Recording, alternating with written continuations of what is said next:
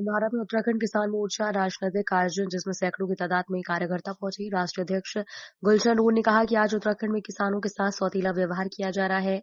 हरिद्वार जिले के लोगों का शोषण हो रहा है, जिसमें विद्युत विजिलेंस की टीम रातों रात किसानों गरीबों के घरों में छापेमार कार्यवाही कर रही है, जो गलत है। हरिद्वार जिले के सभी विधायक लोगों की समस्याओं का समाधान नहीं कर पा रही है। बैठक में उत्तराखंड किसान मोर्चा के राष्ट्रीय अध्यक्ष गुलशन नूर ने कहा, सभी किसान भाइयों को एक मंच पर आकर लड़ाई लड़नी होगी, संगठन को मजबूत करना होगा। उन्होंने कहा कि कोई भी विधायक किसानों के दर्द को सुनने वाला नहीं है। गन्ने के रेट तो एक साल में एक बार बढ़ते हैं, पर बिजली विभाग के रेट एक साल में 3 बार बढ़ते हैं। उन्होंने कहा कि कुछ लोग हिंदू मुस्लिम की राजनीति कर चुनाव जीत जाते हैं। उन्होंने कहा, हमारा किसान संगठन सभी धर्मों के लोगों को एक साथ लेकर चलता है और जमीन से जुड़े सभी लोगों की आवाज उठाने का काम कर रहा है।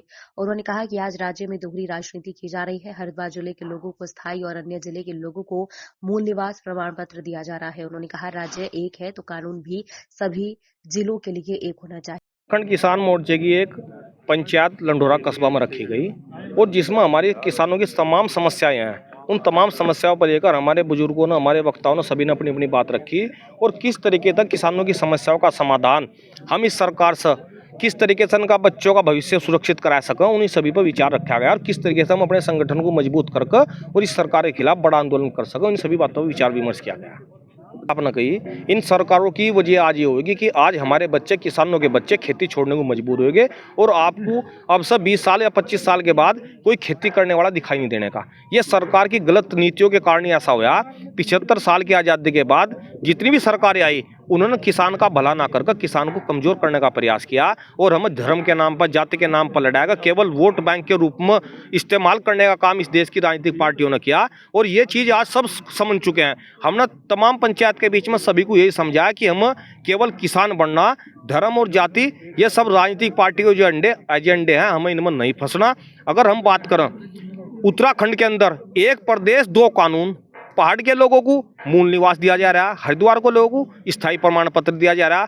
पहाड़ के नेता होंगे, हम हिंदू मुसलमान के रूप में यहाँ लड़ाओगे, हम हिंदू मुसलमान के बीच में यहाँ से खाई पैदा करने के बाद चले जाएंगे और वहाँ पर जाकर पहाड़ वालों की बात करेंगे। तो जिस तरीके से दोहरा मापदंड यहाँ की सरकारें यहाँ के हरिद्वार की जनता के साथ अपना रही, ये लोग यहाँ की समझ चुके हैं और आने वाले टाइम में इस पर एक बड़ा महापंचायत करके यहाँ के लोगों को जागरूक करना पड़ेगा और जो यहाँ की बात नहीं करेगा वो यहाँ पर राजनीति नहीं करेगा। कि छापेमारी ने तो अति कर दी। अगर आप देखोगे पहले तो विद्युत विभाग की छापेमारी किसान टारगेट पर तो था पहले से ही, पर वो दिन में थी। अब रात को 2 बजे, रात को 12 बजे, सुबह तड़क में 3 बजे, कौन किस हालात में अपने घर में है, घर में कोई बड़ा छोटा है नहीं है, बच्चे हैं क्या है, किस तरीके से रात को दीवारों से कूद कूद कर बिजली वाले लोगों के घर के दरवाजे तोड़ रहे। मतलब एक तरीके से पूरा गुंडा राज यहाँ पर बिजली विभाग के द्वारा चलाया जा रहा है, विजिलेंस की टीम के द्वारा चलाया जा रहा है। इसकी हम घोर निंदा करते हैं और सख्त चेतावनी इस पंचायत के माध्यम से हम यहाँ विजिलेंस को और यहाँ के प्रशासन को देना चाह रहे कि या तो ये इसमें सुधार कर लो, नहीं तो आने वाला टाइम विजिलेंस के लिए भी यहाँ बहुत अच्छा नहीं रहेगा। जिस दिन किसी गांव में फंस गए उस दिन इन्हें बंधक बनाया जाएगा और इन्हें घेरा जाएगा, ये गाड़ी छोड़कर भागने को मजबूर होंगे यहाँ से। हम ये कहना चाह रहे हैं हमारी कमजोरी तो यही है यहाँ के जनप्रतिनिधि। आज जो हरिद्वार की ये दुर्दशा हो रही इसके लिए यहाँ के जनप्रतिनिधि जिम्मेदार हैं। पिछली बार अगर आप देखोगे उठाकर यहाँ सारे विधायक बीजेपी के थे और बीजेपी के विधायक बदले यहाँ की जनता ने कांग्रेस के विधायकों को लेकर आई। वो इसलिए लेकर आई कि आने वाले टाइम में शायद कांग्रेस के विधायक या विपक्ष के विधायक हमारी रक्षा करेंगे, हमारी लड़ाई लड़ेंगे, पर वैसे ही तो वे थे, ऐसे ये निकल गए। जिस तरीके से शहजाद जी को हम धन्यवाद देना चाहते हैं आपके मंच के माध्यम से। शहजाद जी ने जिस तरीके से पहाड़ मैदान को लेकर अपनी हरिद्वार की जनता की आवाज वहां पर रखी और हमारे 10 विधायक हरिद्वार से जो थे और वो 10 के 10 चुप्पी साधे बैठे थे। उन्हें खतरा इस बात का कि उनके टिकट ना कट जा। अरे टिकट अगर वो ले भी आए और जनता ने नकार दिया तो उस टिकट का करेंगे क्या? जब तक आप इस जनता के दिलों में नहीं बसोगे, जनता की आवाज को नहीं उठाओगे, आप उस टिकट से विधानसभा में नहीं पहुंचोगे। आपको जनता की आवाज उठानी पड़ेगी, जनता के बीच में जाना पड़ेगा, जब भी आप विधानसभा पहुंच पाओगे दोबारा से।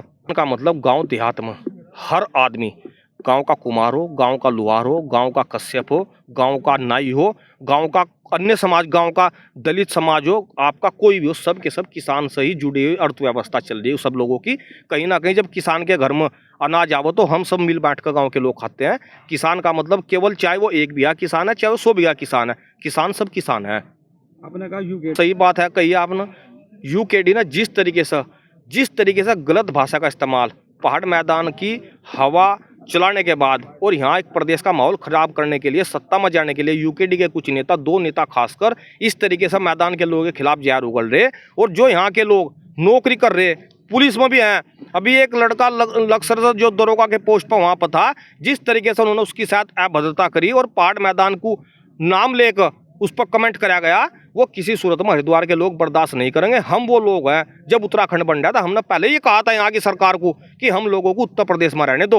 हरिद्वार बचाओ आंदोलन चला था कई साल तक, उसके बाद जबरदस्ती इन्होंने हमें उत्तराखंड में शामिल कर लिया। और आज जो 20 साल पहले चौधरी बाबा हमारे स्वर्गीय महेंद्र सिंह टिकैत क्या करते कि आपके साथ सौतेला व्यवहार किया जाएगा, वही सौतेला व्यवहार आज हमें 25 साल के बाद देखने को मिल रहा है।